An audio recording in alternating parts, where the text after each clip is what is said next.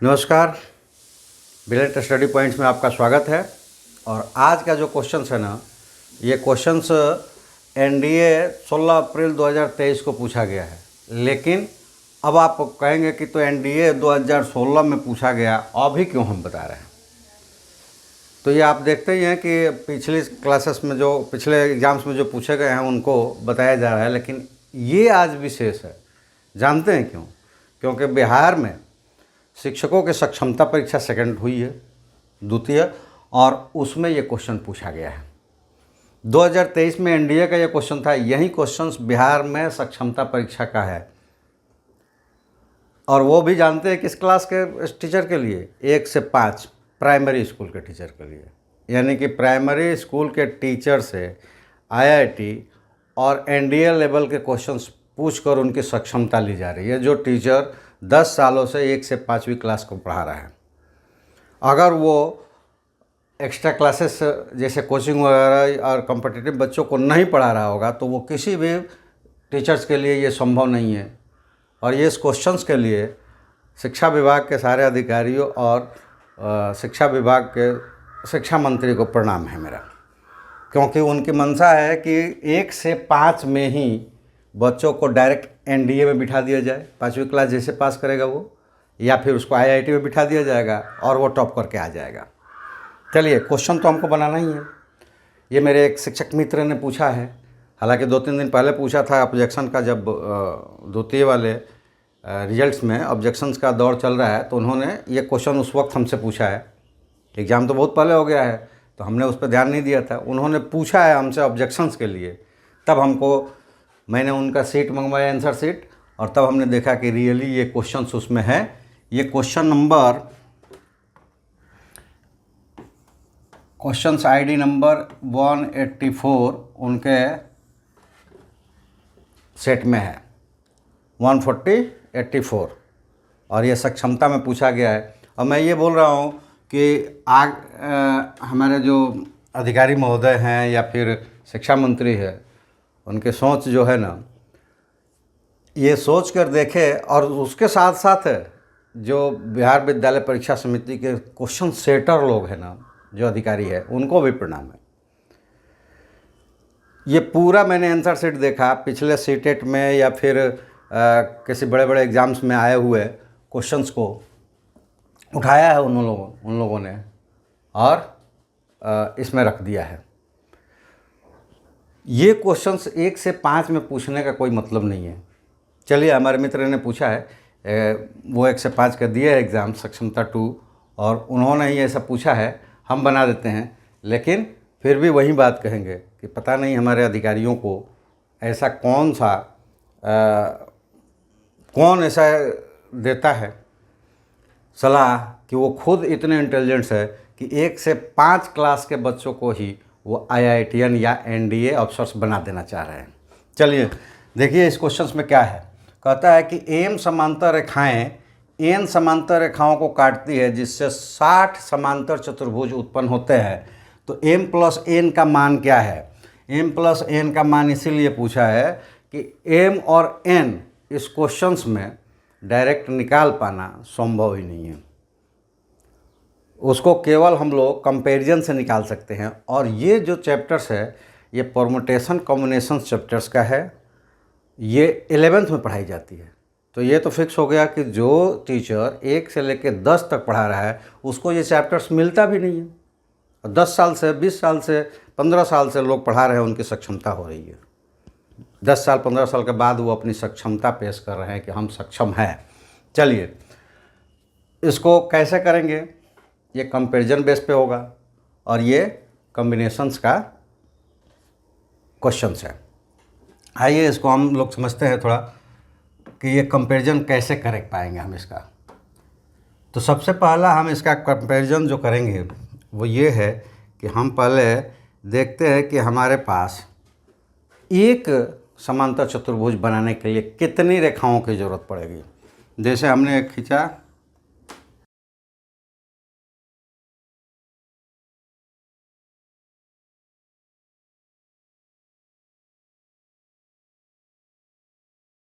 दो रेखाएं हमने खींच ली, तो ये देखिए इनके कटान बिंदु जो है वो हुए, हमें एक ये समांतर चतुर्भुज मिले।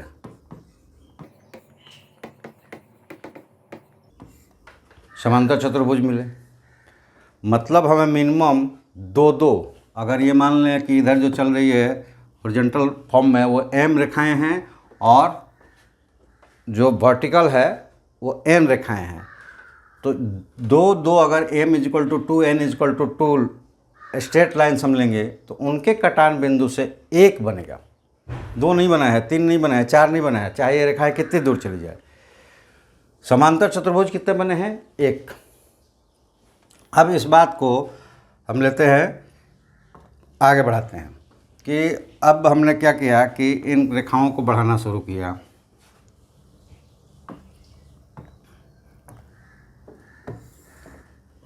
ये कटान बिंदु बढ़ने लगेगी, ठीक है।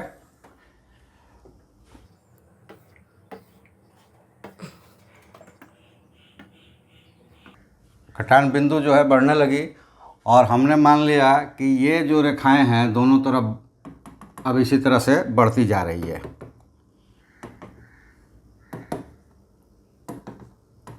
ठीक है, वर्टिकल भी और हॉरिजॉन्टल भी रेखाओं को हम बढ़ाते जा रहे हैं। इसको जो हॉरिजॉन्टल है m टाइम्स और जो वर्टिकल है उसको n टाइम्स, यानी कि n वर्टिकल लाइंस और m हॉरिजॉन्टल लाइंस लिया और इससे हमें क्या मिला? इससे हमें 60 समांतर चतुर्भुज मिल गए, जैसे कि 1 2 3 4 इसमें दिख रहा है सब। ठीक है, तो ऐसे काउंट्स करने में ये काउंट्स करना संभव नहीं है कि 60 तक कैसे करें। जैसे देखिए मान लीजिए कि इसको हमने लिया तो 1 2 3 4, 1 5 और ये 6 और ये 7 8 9 और ये 10, इतने में ही 10 बन गए। तो इस तरह से कैलकुलेट करके हम नहीं निकालेंगे। ये क्या है? कॉम्बिनेशन है। तो एक के आधार मानकर एक के लिए कितना कितना बना था? तो 2 बना था। ठीक है, एक के लिए, एक समांतर चतुर्भुज के लिए 2 2 लिए गए थे दोनों में यानी कि 2 बेस मान ले और हम ले लेते हैं m लाइंस हॉरिजॉन्टल, लेकिन ये बन रहा है वर्टिकल लाइंस भी लेने पे, तो वो क्या है? वो है n, तो NC2 और ये हमें गिवन है 60। ठीक है, तो अब हम क्या करेंगे कि कॉम्बिनेशंस में जो फॉर्मूले होते हैं वो क्या होते हैं कि अगर इसको n मान ले और इसको r मान ले तो ये क्या होगा? m factorial by m minus r factorial r factorial, ये फॉर्मूला होते हैं। ठीक है, तो इसको जब हम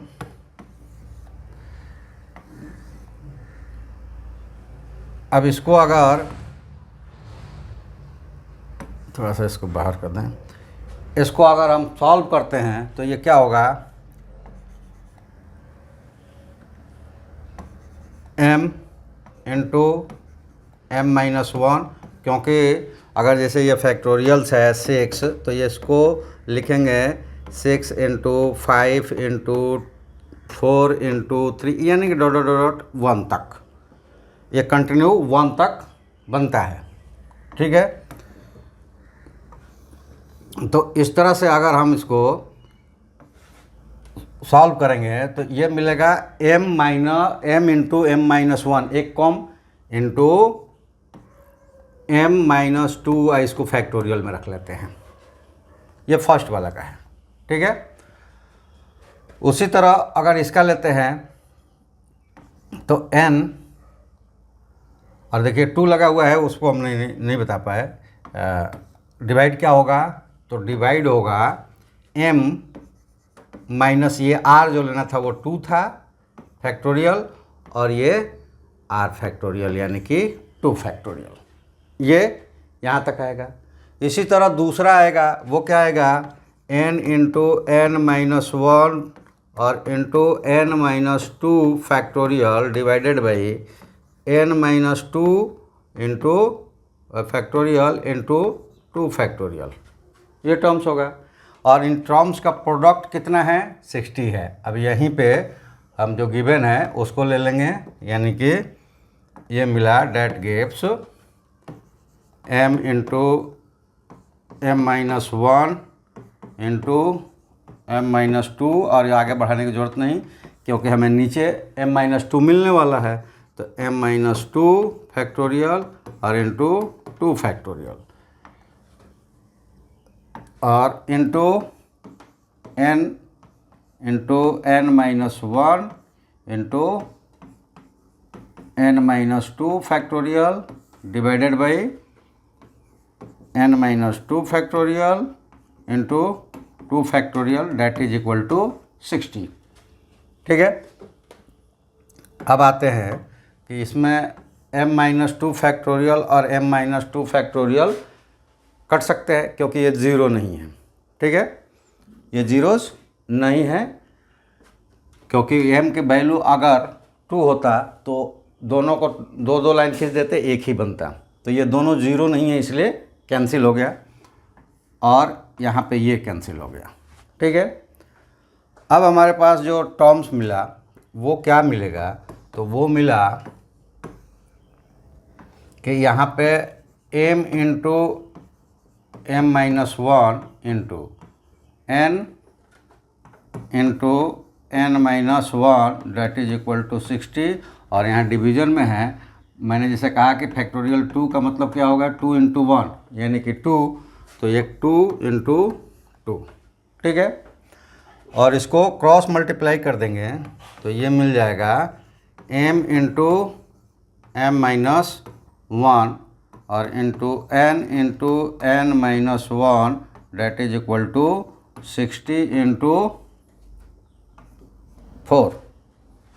ठीक है, और इसको हम लिख सकते हैं, इसको भी फैक्टराइज कर दीजिए तो ये हो जाएगा 3 इंटू 4 इंटू 5 और एक 4 था। ठीक है, एक 4 था ये वाला, और 60 को 3 इंटू 4 इंटू 5 हमने ऐसा इसलिए कर लिया कि देखिए अगर इसको हम प्रोडक्ट करते हैं तो एक तो ऐसे भी ये जाएगा किसमें 2 इंटू 4 फोर्थ पावर में, और इसमें 2 वेरिएबल्स है और किसी भी 2 वेरिएबल्स का वैल्यू निकाल पाए इसके लिए एक मिनिमम 2 इक्वेशन होना चाहिए। यहाँ इक्वेशन हो रहा है एक, तो ये नॉर्मली हम लोग 11th क्लास में भी पढ़ाते हैं ना, तो उनमें इस टाइप के क्वेश्चंस नहीं आते हैं कि जिसको हम कंपैरिजन करके निकालें। किसी बुक में एक आध क्वेश्चन दे देता है तो वही क्वेश्चंस कॉम्पिटिटिव एग्जाम्स के लिए होता है, जो कि एनडीए में पूछा गया है ये क्वेश्चंस आज से कुछ महीने पहले, और वहीं इस क्षमता परीक्षा में पूछा गया है। यहाँ इसको कंपैरिजन्स करके निकालेंगे। कैसे कंपैरिजन करेंगे इसको देखिए आप, तो वो कंपैरिजन्स होगा कि हम इसको लिख देते हैं m into m minus one into n into n minus one, 2 block में इसको लिया, और इसको लिखते हैं 4 इंटू 3 और इंटू 5 इंटू 4। अब ऐसा लिखने से हम कंपैरिजन्स क्या कर पाते हैं, ये देखिए इसको और हम थोड़ा सा कर देते हैं ऐसा आसान कि आप देखकर भी कंपैरिजन्स कर पाएंगे। 4 इंटू 3 को हम लिख रहे हैं 4 माइनस 1, और यहाँ पे 5 इंटू 4 को लिख रहे हैं 5 माइनस 1। अब आप देखिए यहाँ पे ये टर्म्स को, यहाँ है कि m इंटू m माइनस 1 तो 4 into 4 minus 1, n into n minus 1 तो 5 इंटू 5 माइनस 1। अब ये कंपैरिजन्स केवल 4 और 5 से नहीं, m का 4 वाले या 5 वाले किसी से हो सकता है, और n का भी इन दोनों में से किसी से भी हो सकता है। क्यों? क्योंकि अगर हम लिखते हैं a इंटू बी तो उसको इक्वल टू में लिख सकते हैं b इंटू ए, तो ये प्रोडक्ट में है तो कोई भी हो सकता है। लेकिन कोई भी हो, इसके लिए ये इस कंपैरिजन से, यानी कि सिमिलर टर्म्स को कंपेयर्ड करें तो इसमें दोनों के सिमिलर टर्म्स है, तो हमें मिलेगा m is equal to, comparison करने पर m is equal to either 4 और 5। तो m को किसी एक से कंपेयर कर देंगे तो दूसरा n का कंपेरिजन होगा। तो इसका मतलब ये हो जाएगा कि n इज इक्वल टू हो जाएगा, जब m को 4 वाले से कंपेयर करेंगे तो n 5 वाले से होगा, यानी कि ये 5 हो गया। और जब m को 5 वाले से कर देंगे तो वो n वाला किससे कंपेयर होगा, तो वो 4 से कंपेयर होगा। ठीक है, और दोनों ही कंडीशंस में m प्लस n निकालेंगे तो वो कितना आएगा, 9 आएगा। 4 प्लस 5 9 या 5 प्लस 4 9। और इस ऑप्शन में दिया हुआ है, एक में दिया हुआ है 6, 2 में दिया हुआ है 7, 3 में दिया हुआ है 8 और 4 में दिया हुआ है 9। तो उसका ऑप्शन हो जाएगा 4 9। और करेक्ट ऑप्शंस में 9 ही दिया गया है, तो ऑब्जेक्शन तो आप कर नहीं सकते क्योंकि आपने उसमें जवाब दिया हुआ है 7। और ये गलत आंसर है ही नहीं, ये है कि ये आपके लेवल का क्वेश्चन था नहीं। तो इस पर अगर आप जैसे मैंने उनको सलाह दिया है, तो अब ऑब्जेक्शन का समय बीत गया है तो अब तो नहीं, लेकिन उस दिन भी सलाह दिया है कि आपको ऑब्जेक्शन देना चाहिए, करना है। तो अगर ऑप्शन हो कि ये क्वेश्चन जो है इस लेवल का है ही नहीं तो इस पर कर सकते हैं, आंसर तो उसका वही सही है। तो चलिए, ये मैंने क्वेश्चंस उनके लिए तो बनाया, आप लोगों के लिए जिसके पास ये पहुंचता है उनके लिए है कि अगर आप बड़े एग्ज़ाम्स के जैसे एनडीए वगैरह की तैयारी करते हैं तो उसमें इस तरह के एग्ज़ाम्स में ये क्वेश्चंस पूछे जाते हैं और वहाँ ये क्वेश्चंस पूछना सही है, क्योंकि उस लेवल पे आप जा रहे हैं तो उस लेवल का ही आपको क्वेश्चंस का आंसर देना पड़ेगा। लेकिन सक्षमता में ये क्वेश्चंस नहीं पूछा जाना चाहिए था, फिर भी पूछा गया है। चलिए, तो आज इस वीडियो में हमने जो चीज़ें बताई, तो इसमें हमें किसी पे कटाक्ष करने का कोई व्यू नहीं था। व्यू ये था कि हम अगर कुछ सोचना चाहते हैं बेहतर के, किसी की बेहतर के लिए, हम चाहते हैं कि वो बेटर तरीके से हमें आउटपुट दे पाए, तो उसको बेटर तरीके से हमें इनपुट देना है, ना कि उस पर प्रेशर देना है। ठीक है, ये माना कि प्रेशर मशीन्स में जो भी स्ट्रक्चर्स बनाए जाते हैं प्रेशर मशीन में ही डाला जाता है और प्रेस करके वो क्या करता है, स्ट्रक्चर बना देता है। आप लोग किसी भी, चाहे वो प्लास्टिक से बने, लोहे से बने, चाहे किसी भी चीज़ से बने, वो प्रेशर मशीन में ही बनता है। उसके लिक्विड बनाए जाते हैं, लिक्विड बनाकर, और जैसे मान लीजिए कि हम बाल्टी बनाने के लिए एक ले लेते हैं, तो लिक्विड होता है, प्लास्टिक का बना रहे हैं तो चाहे या आयरन का बना रहते हैं, और लिक्विड जाता है प्रेशर मशीन में, प्रेशराइज होकर वो उस शेप में फैल जाता है और उसके बाद उसको उतना ही कूल कर दिया जाता है, वो शेप बन जाता है। बर्तन बनाने के लिए ले तो सीट को गोल करके और प्रेशर मशीन पे ही डालकर उसको प्रेस किया जाता है। लेकिन अगर प्रेशर बढ़ा दिया जाएगा तो वो सारे उसी में फिर से लिक्विड बन के आ जाएंगे, आपको आउटपुट नहीं मिलेगा, वो इनपुट का इनपुट ही रह जाएगा। तो मेरा कहने का मतलब ये था कि हम अगर लगता है हमें कि सक्षमता लेना ही चाहिए तो 1 से 5 के जो लेवल है उसी लेवल का उससे क्वेश्चन भी पूछना चाहिए था। चलिए, तो आज हम इस क्वेश्चंस में ये इतना ही रुकेंगे यहाँ पे। आप लोगों को कोई चीज़ इसमें सजेशंस के रूप में या किसी भी तरह की कोई कमेंट्स करना चाहते हैं तो आप हमें कमेंट्स कर सकते हैं। और अगर चाहते हैं जो विद्यार्थी है अदर देन सक्षमता वाले, क्योंकि सक्षमता तो अब हो गया, अब जो होना था हो गया, अब उस पर कुछ होने वाला है नहीं, तो जो एनडीए वगैरह की तैयारी कर रहे हैं उनको लगता है कि हम अगर आपको कुछ दे सकते हैं तो आप चैनल्स को सब्सक्राइब करें, हमारे साथ जुड़े और अपने जो भी समस्या हम तक पहुंचाए उसका परफेक्ट जवाब और एक फुल कंसेप्ट्स के साथ दिया जाएगा। और आपके जो भी डेवलपमेंट है, जो हम डेवलप कर पाते हैं, वो पूरी तरह से अपनी तरफ से पूरी कोशिश करेंगे कि आपको कम्प्लीटली डेवलप कर पाएँ। तो चलिए, आज हम लोग यहीं रुकते हैं। तब तक के लिए आप सबका धन्यवाद हमारे साथ जुड़ने के लिए। लाइक शेयर कमेंट ज़रूर कीजिएगा और सब्सक्राइब तो हर कोई कर लेगा, चाहे वो अभी स्टडी पीरियड में है अथवा नहीं है। तो चलिए, आप शेयर कीजिए, लाइक कीजिए, कमेंट्स कीजिए, सब्सक्राइब कीजिए और हमारे साथ जुड़िए और हमें आपकी सेवा करने का मौका दीजिए। Thank you. जय हिंद।